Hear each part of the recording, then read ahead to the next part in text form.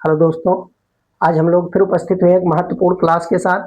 और आज की क्लास में हम इलेक्ट्रॉनिक के कुछ महत्वपूर्ण प्रश्नों को हल करवाने वाले हैं, जो कि बोर्ड परीक्षा की दृष्टि से या अन्य कंपटीशन की दृष्टि से बहुत ही महत्वपूर्ण है। इन प्रश्नों को एक बार परीक्षा के पहले जरूर देखना चाहिए और ऐसे प्रश्नों में से निश्चित ही बोर्ड परीक्षा में प्रश्न मिल सकते हैं। आइए देखते हैं क्या है ये प्रश्न। तो पहला प्रश्न है, चालन एवं संयोजी बैंडों की ऊर्जाओं में अंतर। चालन और संयोजी बैंड की ऊर्जाओं में अंतर की बात की जा रही है। जैसा कि हम जानते हैं, अचालकों में यह अंतर अधिक होता है और चालकों में यह अंतर बहुत ही कम होता है, और अर्धचालकों में थोड़ा होता है अंतर, ज्यादा का अंतर नहीं होता। तो देखिए यहां कह रहा है ऑप्शन में चालकों में अधिकतम होता है, तो ये तो गलत है, चालकों में अधिकतम नहीं हो सकता। चालकों में न्यूनतम होता है, ये सही पॉइंट है, चालकों में अंतर न्यूनतम होता है ऊर्जा का। और फिर कह रहा है अर्धचालकों में चालकों से कम होता है, तो ये गलत है। कुचालकों में चालकों से कम होता है, ये भी गलत है। इसलिए ऑप्शन नंबर बी हमारा राइट आंसर होगा। अब दूसरा प्रश्न देखिए, शुद्ध अर्धचालक में वैद्युत चालन होता है। शुद्ध अर्धचालक क्रिस्टल अगर कोई है तो उसमें वैद्युत चालन किसके द्वारा होता है, यही हमको बताना है। तो यहां देखिए पहला कह रहा है ए कोटरों से, बी में कह रहा है इलेक्ट्रॉनों से, सी कह रहा है कोटरों तथा इलेक्ट्रॉनों से, और डी में कह रहा है ना कोटरों से ना इलेक्ट्रॉनों से। तो हम जानते हैं शुद्ध अर्धचालक अगर है जर्मेनियम या सिलिकॉन, तो उसमें विद्युत चालन जो होता है वो इलेक्ट्रॉन और कोटर दोनों के द्वारा होता है। इसमें इलेक्ट्रॉन और कोटर यानी होल कह सकते हैं, कोटरों को होल भी कहा जाता है, तो इलेक्ट्रॉन और कोटर इन दोनों के द्वारा होता है। तो यहां देखिए ऑप्शन नंबर सी में दिया हुआ है कोटरों तथा इलेक्ट्रॉन से, ये ऑप्शन नंबर सी हमारा राइट आंसर होगा। अब देखिए प्रश्न संख्या 3, कह रहा है निम्न में से कौन सा कथन सत्य नहीं है। हमें ऐसा कथन चुनना है जो सत्य ना हो। तो चार ऑप्शन देखिए, ऐसे प्रश्नों को बहुत ही ध्यान से हमें समझना होता है, क्योंकि इसमें असत्य कथन चुनना है। असत्य कौन सा है, तो जो सत्य नहीं है उसको पकड़ना है। तो अर्धचालक का प्रतिरोध ताप बढ़ाने पर कम हो जाता है। अर्धचालक का प्रतिरोध ताप बढ़ाने पर कम हो जाता है, तो ये बिल्कुल सही है। फिर बी में कह रहा है वैद्युत क्षेत्र में कोटर इलेक्ट्रॉन की गति के विपरीत दिशा में गति करते हैं। वैद्युत क्षेत्र में कोटर इलेक्ट्रॉन की गति की विपरीत दिशा में गति करते हैं, यह भी सत्य कथन है। हमें असत्य चुनना है कौन सा है। फिर कह रहा है धातु का प्रतिरोध ताप बढ़ाने पर कम हो जाता है, तो यह गलत है। धातु का प्रतिरोध ताप बढ़ाने पर बढ़ता है, और जबकि यहां कह रहा है ताप बढ़ाने पर कम हो जाता है, इसलिए असत्य कथन हमारा ये सी वाला राइट आंसर होगा। फिर कह रहा है एन टाइप के अर्धचालक उदासीन होते हैं, तो यह भी सत्य है। चाहे एन टाइप का अर्धचालक हो चाहे पी टाइप का अर्धचालक हो, वह विद्युतीय रूप से उदासीन ही होता है। देखिए फिर चौथा प्रश्न, एन टाइप अर्धचालक में वैद्युत चालन का कारण है। एन टाइप अर्धचालक में अगर विद्युत चालन कराया जाए तो विद्युत चालन का कारण क्या है। तो जैसा कि हम जानते हैं एन टाइप अर्धचालकों में बहुसंख्यक आवेशवाहक जो होते हैं इलेक्ट्रॉन होते हैं, उन्हीं के द्वारा विद्युत चालन संभव होता है। तो इसमें देखिए एन टाइप अर्धचालक में वैद्युत चालन का कारण इलेक्ट्रॉन होगा। ऑप्शन नंबर ए में इलेक्ट्रॉन दिया है, जो हमारा राइट आंसर होगा। फिर देखिए कोटर अधिसंख्य आवेशवाहक होते हैं। कोटर अधिसंख्य आवेशवाहक होते हैं, यानी हमें बताना है कि किसमें बहुसंख्यक आवेशवाहक कोटर होते हैं, किसमें बहुसंख्यक आवेशवाहक कोटर होते हैं। तो देखिए यहां ऑप्शन क्या दिया है, निज अर्धचालकों में, एन प्रकार के अर्धचालकों में, पी प्रकार के अर्धचालकों में, या धातुओं में। तो इसमें निज अर्धचालकों में बराबर मात्रा होती है कोटर और इलेक्ट्रॉन की, और दोनों ही आवेश वाहक होते हैं। जबकि एन प्रकार के अर्धचालकों में इलेक्ट्रॉन होते हैं बहुसंख्यक वाहक और कोटर होते हैं अल्पसंख्यक वाहक। ठीक इसी प्रकार पी प्रकार के अर्धचालकों में, तो पी प्रकार के अर्धचालक में बहुसंख्यक आवेशवाहक कोटर होते हैं, अल्पसंख्यक आवेशवाहक इलेक्ट्रॉन होते हैं। तो यहां हमें यही बताना है कि कोटर अधिसंख्य आवेशवाहक किसमें होता है। तो कोटर अधिसंख्य आवेशवाहक पी प्रकार के अर्धचालकों में होता है, इसलिए 5 में हमारा right answer option number C होगा। और इसमें कह रहा है धातुओं में, तो धातुओं में तो मुक्त इलेक्ट्रॉन होते हैं, इसलिए ऑप्शन सी ही राइट होगा। फिर देखिए छठा प्रश्न, छठवें प्रश्न में कहा जा रहा है कि पीएन संधि डायोड के अवक्षय परत में होते हैं। पीएन संधि डायोड के अवक्षय परत में क्या होते हैं। तो इसमें कह रहा है केवल कोटर, बी में कह रहा है केवल इलेक्ट्रॉन, सी में कह रहा है इलेक्ट्रॉन तथा कोटर दोनों, सी में कह रहा है इलेक्ट्रॉन तथा कोटर दोनों, और डी में कह रहा है न इलेक्ट्रॉन न कोटर। पीएन संधि जो है उसके अवक्षय परत में क्या होते हैं। तो हम जानते हैं कि जब पी एन संधि बनती है तो पी एन संधि जैसे ही बनती है तो एन क्षेत्र से इलेक्ट्रॉन पी क्षेत्र में और पी क्षेत्र से कोटर एन क्षेत्र में जाते हैं और अपने अपने पूरकों से एक दूसरे से अपने अपने पूरकों से मिलकर वो परस्पर विलुप्त होते हैं और वहां ऊर्जा उत्सर्जित करते हैं जिससे अवक्षय परत बनता है। तो यानी जो अवक्षय परत होता है उसके भीतर ना ही कोटर का अस्तित्व होता है और ना ही इलेक्ट्रॉन का अस्तित्व होता है। तो हम ऐसे स्थिति में कह सकते हैं कि पीएन संधि डायोड के अवक्षय परत में इलेक्ट्रॉन और कोटर कोई नहीं होते, ना तो इलेक्ट्रॉन होते हैं ना ही कोटर होते हैं। तो ऑप्शन नंबर डी में दिया हुआ है ना इलेक्ट्रॉन ना कोटर, तो 6 का ऑप्शन नंबर डी हमारा राइट आंसर होगा। अब देखिए प्रश्न संख्या 7, पीएन संधि डायोड में विसरण धारा अनुगमन धारा से अधिक होती है। पीएन संधि डायोड में विसरण धारा अनुगमन धारा से अधिक होती है। तो विसरण धारा अनुगमन धारा से अधिक होने का कारण हमें बताना है कि यदि संधि डायोड अग्र अभिनति हो, फिर बी में कह रहा है यदि संधि डायोड उत्क्रम अभिनत हो, और सी में कह रहा है यदि संधि डायोड अनअभिनत हो, और डी में कह रहा है उपरोक्त में से कोई नहीं। यानी विसरण धारा अनुगमन धारा से अधिक कब होगी? तो जब पीएन संधि डायोड अग्र अभिनत होता है, अग्रदिशिक होता है। अग्रदिशिक कैसे होता है? जब पीएन संधि डायोड के पी क्षेत्र को हम बैटरी के धन टर्मिनल से और एन क्षेत्र को बैटरी के ऋण टर्मिनल से जोड़ते हैं, तब हम कहते हैं कि पीएन संधि डायोड अग्रदिशिक या अग्र अभिनत है। तो जब अग्र अभिनत होता है तो उसमें से विद्युत चालन आसानी से होता है। तो ऐसे स्थिति में पीएन संधि डायोड में विसरण धारा अनुगमन धारा से अधिक होगी। कब होगी? जब संधि डायोड अग्र अभिनत हो। तो यदि संधि डायोड अग्र अभिनत है तो वहां विसरण धारा अनुगमन धारा से अधिक होगी। अब देखिए प्रश्न संख्या 8, अवक्षय परत की मोटाई कोट की होती है। किस कोट की होती है अवक्षय परत की मोटाई? अवक्षय परत जो बनता है उसकी मोटाई किस कोट की होती है? तो ऑप्शन में देख लिया हो, दिया हुआ है 10 का घात -2 मीटर, 10 का घात -4 मीटर, 10 का घात -6 मीटर या 10 का घात -8 मीटर।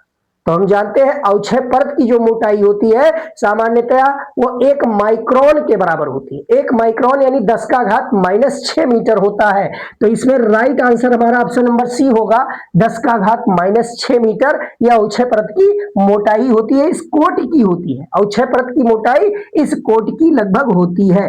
अब देखिए प्रश्न संख्या 9, प्रश्न संख्या 9 में कह रहा है पीएन संधि डायोड में उत्क्रम संतृप्ति धारा का कारण है केवल, यानी पीएन संधि डायोड जब उत्क्रम अभिनत होता है तो उसमें संतृप्त धारा का कारण क्या है? जब धारा संतृप्त प्रवाहित होती है तो किसके कारण होती है? ऑप्शन में दिया है देखिए केवल अल्पसंख्यक वाहक, बी में कह रहा है बहुसंख्यक वाहक, सी में कह रहा है ग्राही आयन और डी में कह रहा है दाता आयन।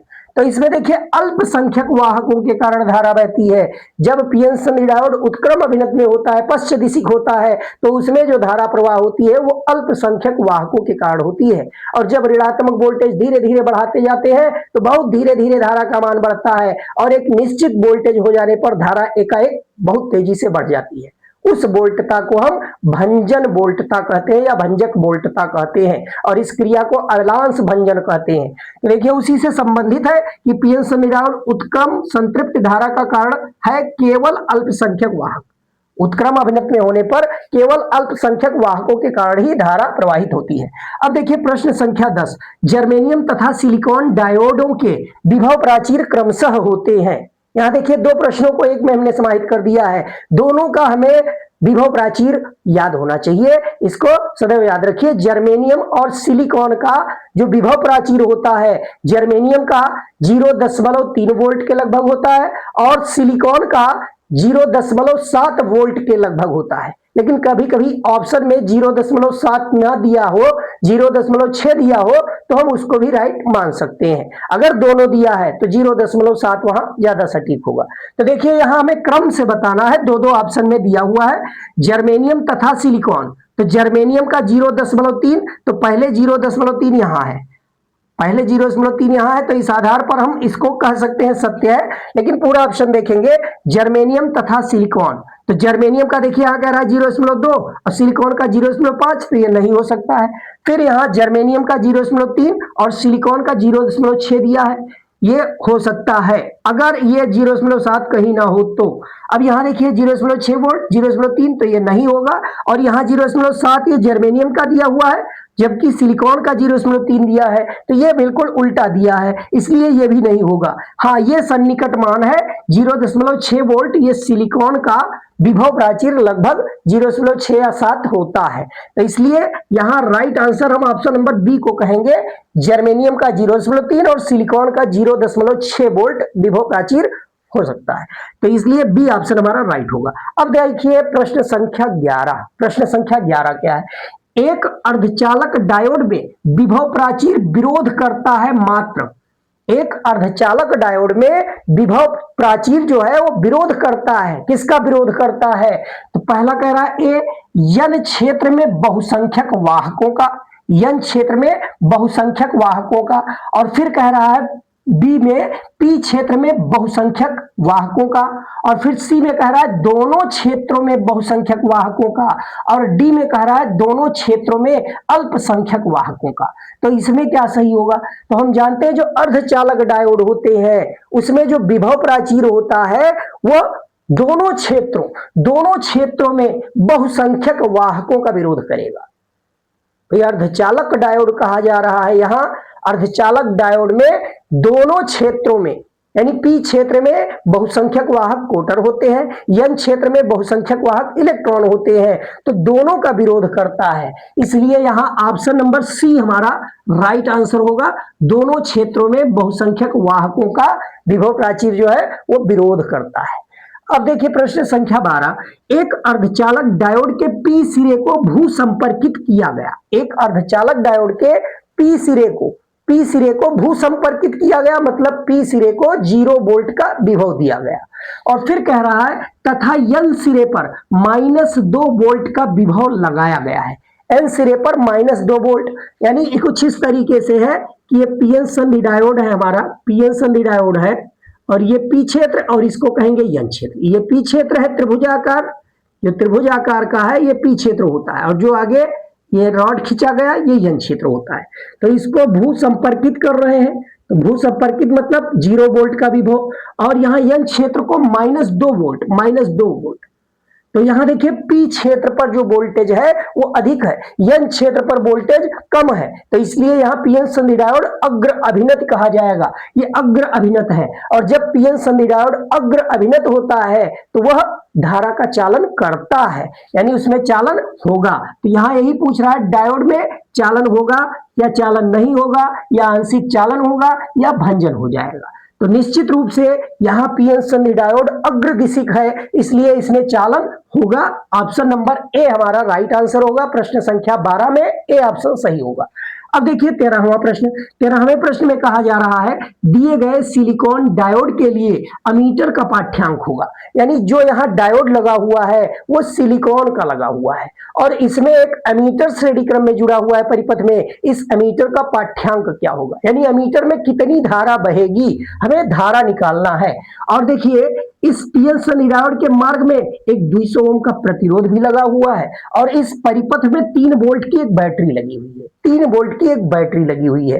तो जैसा कि जानते हैं हम कि यहां देखिए बैटरी के साथ जो पीएन संधि डायोड है ये अग्रदिशिक है, पी क्षेत्र को पॉजिटिव टर्मिनल से, एन क्षेत्र को निगेटिव टर्मिनल से जोड़ा गया, तो ये अग्रदिशिक पीएन संधि डायोड है, निश्चित ही है धारा चालन करेगा। लेकिन हम जानते हैं सिलिकॉन डायोड है तो इसका विभव प्राचीर 0.7 वोल्ट है, सिलिकॉन डायोड का विभव प्राचीर जो होता है वो 0.7 वोल्ट, यानी 0.7 वोल्ट तक तो विद्युत चालन नहीं होगा, इससे अधिक होगा तब विद्युत चालन होगा। तो निश्चित रूप से यहां जो बैटरी का यहां जो विद्युत वाहक बल 3 वोल्ट दिखाया गया है तो वह वोल्टेज जो अप्लाई करेगा, यानी इसके कारण जो हम इफेक्टिव वोल्टेज कह सकते हैं, इफेक्टिव वोल्टेज जो इसमें आएगा वह 3 वोल्ट में से 0.7 वोल्ट माइनस किया जाएगा, तब इफेक्टिव वोल्टेज मिलेगा। तो इस तरीके से यहां अगर हमें धारा बताना है कि कितना धारा प्रवाह हो रहा है, यानी एमीटर का पाठ्यांक कितना है, तो उस स्थिति में धारा आई का मान निकालने के लिए इफेक्टिव वोल्टेज लेना होगा और बटा प्रतिरोध, हम जानते हैं इफेक्टिव वोल्टेज कितना होगा, तो 3 वोल्ट यहाँ बैटरी अप्लाई किया गया और 0.7 ये विभव प्राचीर है सिलिकॉन डायोड का। तो इतना माइनस करने के बाद फिर R का मान 200 दिया है, 200 से इसको डिवाइड करेंगे तो यहाँ घटाने पर देखिए कितना आएगा, 3 में से 0.7 घटाएंगे तो ये 2.3 आएगा, बटा यहाँ 200 हो जाएगा और ये एम्पियर में आएगा। इस तरीके से सॉल्व करेंगे तो एम्पियर में आएगा, लेकिन ऑप्शन में मिली एम्पियर दिया है, ऑप्शन में मिली एम्पियर में दिया है, तो इसको अगर मिली एम्पियर में बदला जाए तो 2.3 बटा 200 और मिली एम्पियर में बदलने के लिए यहाँ 1000 से गुणा करेंगे तब ये मिली एम्पियर में बदलेगा। तो यहां से देखिए हम अगर इसको काटना चाहे तो 2 से काट सकते हैं, 2 पंचे 10 यानी 200 पंचे 1000 और फिर 5 से इसमें गुणा कर दीजिए, 5 तिया 15 और 5 दूनी 10 और 1 11, एक अंक पे दशमलव यानी 11.5 मिली एम्पियर, ये हमारा राइट आंसर होगा। तो 11.5 मिली एम्पियर इसमें ऑप्शन नंबर ए में ही दिया हुआ है, 11.5 मिली एम्पियर। अब देखिए प्रश्न संख्या 14। अब ये देखते हैं प्रश्न संख्या 14। तो 14वां प्रश्न में कह रहा है दिए गए पीएन संधि डायोड से प्रवाहित धारा होगी। तो देखिए 14वां प्रश्न में इस पीएन संधि डायोड से प्रवाहित होने वाली धारा हमें बताना है, कितनी धारा होगी उस धारा को कैलकुलेट करना है।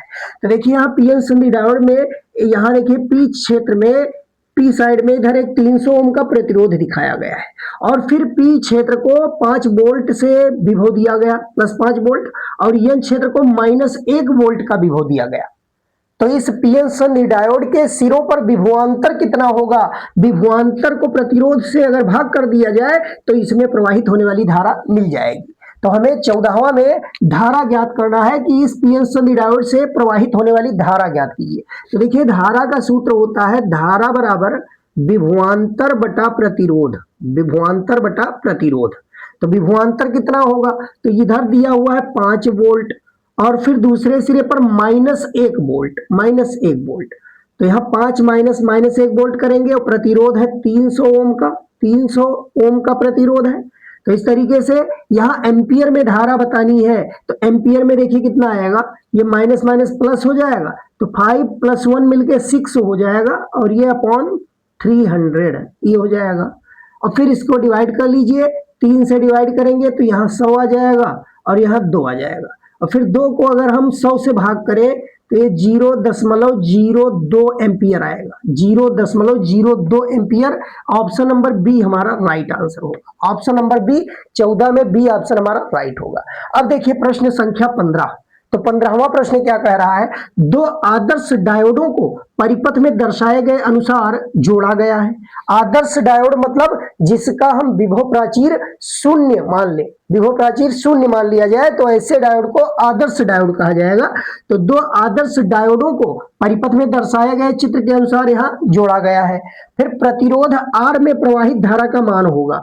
प्रतिरोध R देखिए, इसी प्रतिरोध को 2 ओम के इस प्रतिरोध को R से दिखाया गया और यहाँ देखिए एक बैटरी लगा हुआ है जिसका वोल्टेज है, विद्युत वाहक बल इसका 10 वोल्ट है और यहाँ D1 एक डायोड लगा हुआ है, दूसरा डायोड D2 है, इसके साथ 2 ओम प्रतिरोध है, इसके साथ 3 ओम प्रतिरोध है। तो हमें इसमें R में प्रवाहित होने वाली धारा बतानी है। तो सबसे पहले डायोड जिसमें लगा हो परिपथ में, हम सबसे पहले यही चेक करेंगे कि कौन सा डायोड उसमें अग्रदिशिक जुड़ा है और कौन सा पश्च दिशिक है। तो आइए देखते हैं, यहाँ देखिए बैटरी का धन टर्मिनल ऊपर है और ऋण टर्मिनल नीचे। तो यहाँ धन टर्मिनल इस डायोड D1 के ऋण टर्मिनल, डायोड D1 के यन क्षेत्र से जुड़ा है। ये यन जो यहाँ आगे रॉड दिखाया गया, लाइन सीधी दिखाई गई, वो लाइन एन क्षेत्र को प्रदर्शित कर रही है और जो ट्रायंगुलर शेप दिखाया गया है त्रिभुजाकार, वो पी क्षेत्र को प्रदर्शित करता है। तो यहाँ देखिए ये यन क्षेत्र से जुड़ा है पॉजिटिव और पी क्षेत्र से जुड़ा है निगेटिव। तो हम कहेंगे ये डायोड D1 जो होगा यह पश्च दिशिक होगा, डायोड D1 पश्च दिशिक होगा क्योंकि यन क्षेत्र बैटरी के धन टर्मिनल से जुड़ा है और पी क्षेत्र बैटरी के ऋण टर्मिनल से जुड़ा है, इसलिए यह उत्क्रम अभिनत या पश्च दिशिक होने के कारण यह धारा चालन नहीं करेगा, यानी इस शाखा से धारा प्रवाह नहीं होगा। और अगला देखिए डायोड D2 डायोड का जो पी क्षेत्र है यानी त्रिभुजाकार भाग, ये धन टर्मिनल से जुड़ा है बैटरी के और जो सीधी रेखा खींची गई, यहाँ जो आगे एक क्षैतिज रेखा खींचा गया है, ये लाइन यन क्षेत्र को प्रदर्शित करती है, यन क्षेत्र निगेटिव से जुड़ा है, यानी पी क्षेत्र को पॉजिटिव टर्मिनल और एन क्षेत्र को निगेटिव टर्मिनल से जोड़े तो वह अग्रदिशिक होता है, और अग्रदिशिक होने पर उसमें विद्युत चालन होता है, यानी यह धारा चालित करेगा, यह अग्र अभिनत है। D2 डायोड इसमें अग्रदिशिक है और D1 डायोड पश्च दिशिक है, तो इसलिए इस D1 डायोड वाली शाखा में धारा प्रवाह नहीं होगा, जबकि D2 वाले से धारा प्रवाहित होगी।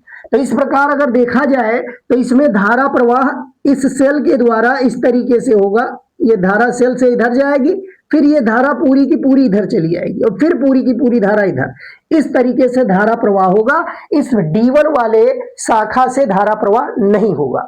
तो ऐसे सिचुएशन में देखिए इस परिपथ में टोटल 2 और 2 4 ओम के प्रतिरोध कार्य कर रहे हैं। ये दोनों प्रतिरोध श्रेणी क्रम में है, तो यहां कुल प्रतिरोध अगर निकालें तो परिपथ का कुल प्रतिरोध जो होगा वो 4 ओम हो जाएगा।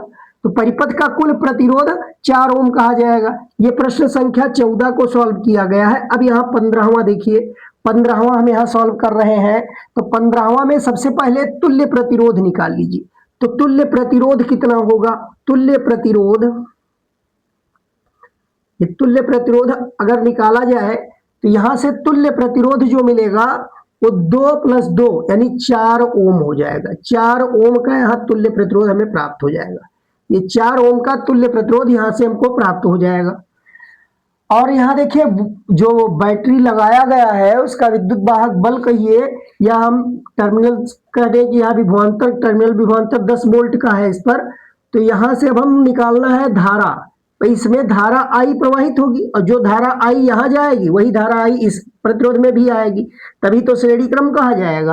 तो यहां धारा I का मान निकालना है। तो धारा I का मान कैसे निकालेंगे? देखिए I बराबर वोल्टेज बटा प्रतिरोध, वोल्टेज बटा प्रतिरोध। तो यहां प्रतिरोध R इसको कहा गया है, इसलिए हम यहां जो तुल्य प्रतिरोध है इसको हम R इफेक्टिव कह सकते हैं या R इक्विवेलेंट कह दीजिए, R इक्विवेलेंट। तो यहां देखिए वोल्टेज V का मान है 10 और R इक्विवेलेंट जो आया है वो 4 आया है। तो 10 को 4 से अगर भाग करें तो यह 4 दूनी 8, पॉइंट लगाएंगे 4 पंचे 20, ये आएगा 2.5 एम्पियर। तो प्रश्न नंबर 15 में 2.5 एम्पियर देखिए ऑप्शन नंबर बी में दिया हुआ है। ऑप्शन नंबर बी हमारा राइट आंसर होगा। अब देखिए प्रश्न संख्या 16वां प्रश्न में कह रहा है परिपथ में 2 आदर्श डायोड जिनमें से प्रत्येक का अग्र प्रतिरोध 50 ओम है। अग्र प्रतिरोध 50 ओम मतलब जब वो अग्र दिशिक जोड़े जाते हैं तब 50 ओम का प्रतिरोध कार्य करता है।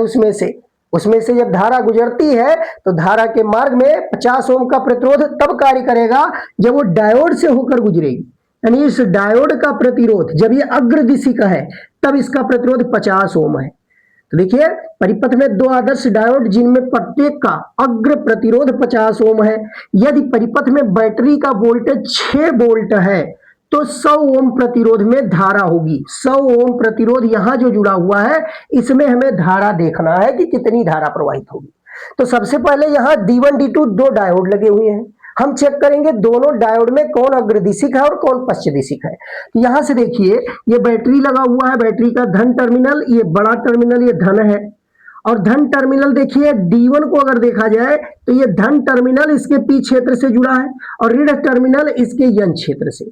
तो हम कहेंगे ये D1 वाला जो है वो अग्रदिशिक है, D1 डायोड अग्रदिशिक होगा।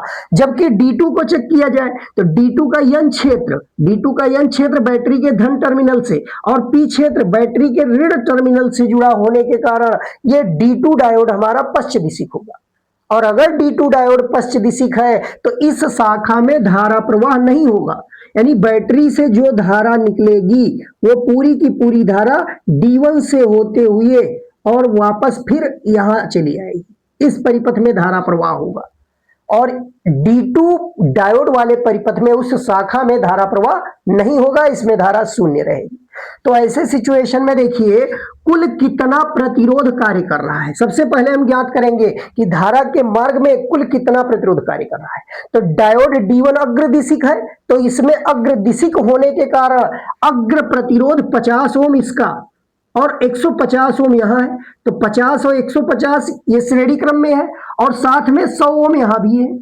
तो टोटल 50, 150 और 100 ओम, ये 3 प्रतिरोध है, श्रेणी क्रम में जुड़े हैं, तो इनका पहले हम तुल्य निकालेंगे। तो प्रश्न संख्या 16 में देखिए, 16वां में पहले हम तुल्य प्रतिरोध ज्ञात करेंगे, R इक्विवेलेंट कितना होगा। तो धारा के मार्ग में कुल प्रतिरोध, तो D1 का अपना प्रतिरोध अग्र दिशिक होने के कारण इसका अग्र प्रतिरोध 50 ओम, D1 डायोड का अग्र प्रतिरोध हो गया 50 ओम, और फिर इसके मार्ग में 150 ओम एक लगा हुआ है, और दूसरा इस धारा के मार्ग में 100 ओम यहां कार्य कर रहा है। तो टोटल R इक्विवेलेंट कितना आ जाएगा, 150 और 50 200 और 100 300, ये 300 ओम का तुल्य प्रतिरोध यहां कार्य कर रहा है इस परिपथ में। और बैटरी 6 वोल्ट की है, बैटरी मात्र 6 वोल्ट की है। तो अब हमें बताना है धारा कितना, यहां कह रहा है 100 ओम प्रतिरोध में धारा, तो यही धारा I जो यहां से निकल रही है वही पूरे परिपथ में प्रवाहित हो रही है। तो इस धारा I का मान हमें बताना है। तो धारा I बराबर हम निकाल सकते हैं, देखिए यहां वोल्टेज जो अप्लाई किया गया वो V और R इक्विवेलेंट का यहां अनुपात लिया जाएगा, R इक्विवेलेंट। तो वोल्टेज V का मान यहां देखिए कितना है, 6 वोल्ट है, 6 वोल्ट की बैटरी लगी हुई है, और R इक्विवेलेंट है 300, R इक्विवेलेंट है 300। तो इसको अगर डिवाइड किया जाए तो कितना आएगा, 3 से इसको काटा जाए, 3 एक नम 3 और 2 जीरो, यानी 300 को अगर 3 से भाग करेंगे तो 100 आएगा, और यहां 3 से काटेंगे तो ये 2 आ जाएगा। अब 2 को 100 से डिवाइड करना है, 2 को 100 से, तो 0.02 करके आएगा एम्पियर में। और इसमें देखिए ऑप्शन कोई दिया हुआ है, तो 0.02, यानी ये ऑप्शन नंबर बी हमारा दिया हुआ है। 0.02 को हम एक जीरो लगा के भी लिख सकते हैं, इस तरीके से भी लिखा जा सकता है। तो प्रश्न संख्या 16 में ऑप्शन नंबर बी हमारा राइट आंसर होगा। अब आइए देखते हैं प्रश्न संख्या 17। तो 17वां प्रश्न देखिए क्या कह रहा है, ए व बी के बीच दिए गए परिपथ का तुल्य प्रतिरोध है। हमें केवल तुल्य प्रतिरोध बताना, इस ए से बी के बीच तुल्य प्रतिरोध कितना कार्य कर रहा है। तो यहां भी देखिए 2 डायोड यहां भी लगे हुए हैं, और इन दोनों डायोडों को हमें चेक करना है कि ये अग्र दिशिक जुड़े हैं या पश्च दिशिक जुड़े हैं। तो सबसे पहले देखिए यहां पी क्षेत्र, हम इस शाखा को लेंगे, इस शाखा को डायरेक्ट बैटरी से देखेंगे, तो पी क्षेत्र यहां से देखिए निगेटिव से जुड़ा है, और एन क्षेत्र अगर यहां से देखा जाए तो पॉजिटिव से जुड़ा है। तो इसका मतलब ये होगा रिवर्स बायस, ये रिवर्स बायस होगा। और अगर ये रिवर्स बायस है, अगर ये रिवर्स बायस है तो धारा इस मार्ग से नहीं जाएगी, ये पश्च दिशिक होने के कारण धारा को अनुमत नहीं करेगा। धारा इधर से नहीं जाएगी, जो धारा इधर से आएगी वो इस रास्ते पर नहीं जाएगी। इसको चेक किया जाए तो यहां से देखिए एन क्षेत्र ये जुड़ा है पॉजिटिव से, और पी क्षेत्र ये जुड़ा हुआ है निगेटिव से, तो ये भी रिवर्स बायस कहा जाएगा, ये वाला भी रिवर्स बायस है। तो ये दोनों के दोनों डायोड जो इसमें लगे हुए हैं वो रिवर्स बायस में है, पश्च दिशिक जुड़े हैं। तो जिधर डायोड जुड़े हैं परिपथ में उधर से धारा नहीं जाएगी। तो जो धारा यहां से देखिए, धारा इस मार्ग से प्रवाहित होगी इस तरीके से। धारा का प्रवाह सदैव इधर ऋण से धन की ओर होगा। अब कैसे धन की ओर होगा, तो यहां से इलेक्ट्रॉन इधर गया है, इलेक्ट्रॉन धन टर्मिनल से ऋण टर्मिनल की ओर गया, तो उसके विपरीत धारा प्रवाहित होगी। तो धारा आई इस डायरेक्शन में आएगी। अब जो धारा आई इधर आ रही है वो धारा इधर नहीं जाएगी, क्योंकि ये रिवर्स बायस है। धारा पूरा का पूरा इधर मूव करेगी, और फिर इधर से इधर आएगी, फिर इधर इस मार्ग पर नहीं जाएगी क्योंकि ये रिवर्स बायस है। वही धारा पूरा इधर चली आएगी, ये इधर चली आएगी, और उसके बाद में ये धारा होती हुई अब इस मार्ग पर नहीं जाएगी, बल्कि यहां से होती हुई ये धारा इधर मुड़ जाएगी, और फिर यहां से प्रवाहित होती हुई इधर आ जाएगी। इस तरीके से परिपथ में धारा प्रवाह होगा। तो परिपथ में धारा प्रवाह चेक किया गया, तो यहां से क्या देखा गया, धारा के मार्ग में कितना प्रतिरोध आया, तो एक आया 4 ओम का, एक आया 5 ओम का, एक आया 4 ओम का। ये धारा के मार्ग में श्रेणी क्रम में 3 तरह के प्रतिरोध मिल रहे हैं, 4 ओम, 5 ओम और 4 ओम, और फिर धारा इधर से होती हुई फिर से ऋण टर्मिनल पर पहुंच जाती है। तो इस प्रकार कुल प्रतिरोध बताना था हमें, तुल्य प्रतिरोध केवल बताना था। तो देखिए श्रेणी क्रम में जुड़े सभी प्रतिरोधों का तुल्य निकालना होता है, तो सीधे हम जोड़ते हैं। यहां से सीधे जोड़िए, 4 और 5 9, 4 13, यानी तुल्य प्रतिरोध होगा 13 ओम। ऑप्शन नंबर बी हमारा राइट आंसर होगा। 17 में option number B right answer होगा। यही ए और बी के बीच का तुल्य प्रतिरोध कहा जाएगा। अब देखिए प्रश्न संख्या 18, संधि डायोड एक दिया हुआ है और इस संधि डायोड के बारे में पूछ रहा है कि यह अग्रदिशिक जुड़ा है या पश्च दिशिक है या अवदिशिक है या कोई नहीं। यहां चार ऑप्शन में हमें यही बताना है कि जो पीएन संधि डायोड है ये अग्रदिशिक जुड़ा है या पश्च दिशिक है या अवदिशिक, अनबायस्ड। तो इसमें से देखिए क्या है, तो सबसे पहले पी क्षेत्र का वोल्टेज देखें तो पी क्षेत्र का जो वोल्टेज है वो -5 वोल्ट है और एन क्षेत्र का जो वोल्टेज है वो -2 वोल्ट है। तो पी क्षेत्र का वोल्टेज -5 वोल्ट, एन क्षेत्र के वोल्टेज -2 वोल्ट से छोटा है। भाई -5 और -2 में छोटी संख्या -5 होगी, -5 से -2 जो होगा वो बड़ा होगा। तो यहां से देखिए अगर पी क्षेत्र का वोल्टेज कम है, एन क्षेत्र का वोल्टेज अधिक है, तो ऐसे सिचुएशन में जो संधि डायोड होता है वो पश्च दिशिक होता है। पी क्षेत्र पर बड़ा वोल्टेज अप्लाई किया गया होता, एन क्षेत्र पर छोटा किया गया होता, तब अग्रदिशिक कहा जाता। लेकिन यहां उल्टा है, यहां पी क्षेत्र पर छोटा वोल्टेज अप्लाई किया गया है और एन क्षेत्र पर बड़ा। तो पी वाले का वोल्टेज -5 और एन वाले का -2 होने के कारण ये बड़ा है, ये अधिक है। एन क्षेत्र का वोल्टेज अधिक है और पी क्षेत्र का कम है, इसलिए इसको पश्च दिशिक कहा जाएगा। यह संधि डायोड पश्च दिशिक होगा। अब देखिए प्रश्न संख्या 19, 19वां प्रश्न देखिए। तो 19वां में कह रहा पी टाइप क्रिस्टल में अल्पसंख्यक वाहक होते हैं। पी टाइप क्रिस्टल में अल्पसंख्यक वाहक कौन होते हैं? तो हम जानते हैं एन टाइप अर्धचालक में बहुसंख्यक वाहक इलेक्ट्रॉन, अल्पसंख्यक वाहक कोटर। इसी तरीके से पी टाइप अर्धचालक में बहुसंख्यक वाहक कोटर और अल्पसंख्यक वाहक इलेक्ट्रॉन होते हैं। तो यहां हमें बताना है पी टाइप क्रिस्टल में अल्पसंख्यक वाहक, तो निश्चित ही अल्पसंख्यक वाहक इलेक्ट्रॉन कहा जाएगा। बहुसंख्यक वाहक कहता तो कोटर कहते, लेकिन अल्पसंख्यक वाहक बताना है तो इलेक्ट्रॉन अल्पसंख्यक वाहक होंगे पी टाइप क्रिस्टल में। अब देखिए प्रश्न संख्या 20, इस प्रश्न को बहुत ही ध्यान से समझना है क्योंकि इसमें प्रश्न को थोड़ा सा घुमाया गया है। अर्धचालकों का प्रतिरोध ताप बढ़ने पर, अर्धचालकों का प्रतिरोध ताप बढ़ने पर, अब यहां कह रहा है चरघातांकी रूप से बढ़ता है या रेखीय रूप से बढ़ता है या चरघातांकी रूप से घटता है या रेखीय रूप से घटता है। तो हम जानते हैं कि अर्धचालकों का जो प्रतिरोध होता है वो ताप बढ़ाने पर घटता है। अर्धचालकों का प्रतिरोध ताप बढ़ाने पर घटता है, जबकि चालकों का प्रतिरोध ताप बढ़ाने पर बढ़ता है। तो यहां पे अर्धचालक का बताना है, तो अर्धचालक का प्रतिरोध ताप बढ़ाने पर घटता है, यानी बढ़ने वाला ये दोनों ऑप्शन नहीं हो सकता। ये तो पहले क्लियर हो गया, ये दोनों बढ़ने की बात कर रहा है, नहीं हो सकता। अब घटने में दो तरह से घटने की बात की गई, एक तो कह रहा है चरघातांकी रूप से घटता है और दूसरा कह रहा है रेखीय रूप से घटता है। तो अर्धचालकों का जो प्रतिरोध होता है ताप बढ़ाने पर चरघातांकी रूप से घटेगा, चरघातांकी रूप से घटता है, इसलिए ऑप्शन नंबर सी हमारा राइट ऑप्शन होगा। 20 में option number C right answer होगा। इस प्रकार ये 20 प्रश्नों की महत्वपूर्ण श्रृंखला चल रही है जिसमें आज ये 20 प्रश्न कंप्लीट हो रहे हैं। तो आज के लिए इतना ही, धन्यवाद।